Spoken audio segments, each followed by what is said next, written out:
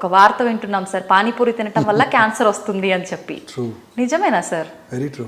అసలు బయట ఈ కలరింగ్ ఏజెంట్స్, ఆ తర్వాత అన్ని ఫుడ్ ఐటమ్స్లో వాడే యూనో అనేక రకాల, ఎస్పెషలీ చైనీస్ ఫుడ్ ఐటమ్స్లో వాడే అనేక రకాలైన కెమికల్స్, రీయూజ్డ్ ఆయిల్స్ ఒకటే వాడుతుంటారు, అదే ఫ్రై చేస్తుంటారు. వీటన్నిటి వల్ల ఖచ్చితంగా క్యాన్సర్ వస్తుందండి. క్యాన్సర్ రావడానికి ఇదే మూల కారణం అండి.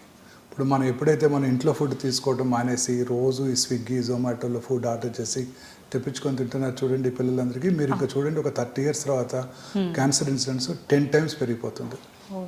ఇవన్నీ కూడా కారకాలండి. మనం లాస్ట్ టైం కూడా డిస్కస్ చేసాం. కాటన్ క్యాండీ బ్యాన్ చేశారు పాండిచ్చేరిలో, కర్ణాటకలో. రోడమిన్ బి అనే ఒక సబ్స్టెన్స్ ఉంటుంది కాటన్ క్యాండీలో. పీచు మిఠాయి చాలా ఇష్టంగా తినేవాళ్ళం కదా చిన్నప్పుడు. మీరు తినలేదు, మా చిన్నప్పుడు మేము స్కూల్ బయట అమ్ముతుండేవాళ్ళు పింక్ కలర్. సో అందులో రోడమిన్ బి అనే కెమికల్ ఉంటుంది, దానివల్ల క్యాన్సర్ వస్తుందని మనం డిస్కస్ చేసాం లాస్ట్ టైం కూడా.